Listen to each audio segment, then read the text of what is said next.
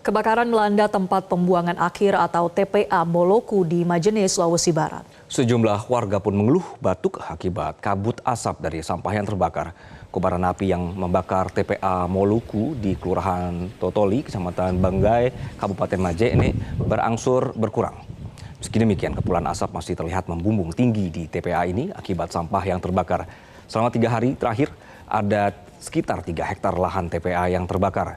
Tiupan angin timur ke arah barat membuat kabut asap menyebar hingga ke permukiman warga desa Palipi Soreang, Majene.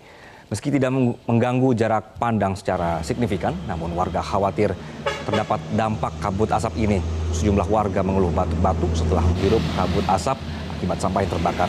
Mereka pun khawatir menderita penyakit lainnya seperti sesak nafas jika kebakaran yang melanda TPA Moluku berlangsung lama dan tidak kunjung padam juga. Warga berharap pemerintah segera memadamkan api hingga tuntas yang berlangsung di TPA yang terbakar sejak Sabtu lalu.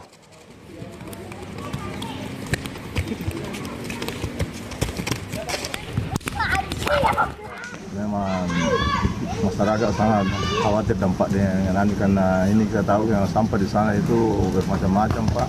Nanti anak-anak yang apalagi Pak di sini banyak yang baru lahir, mungkin dampaknya dengan anak-anak itu sangat ya mungkin bisa itu Pak sesak nafas apa. Ya. Jelajahi cara baru mendapatkan informasi. Download Metro TV Extend sekarang.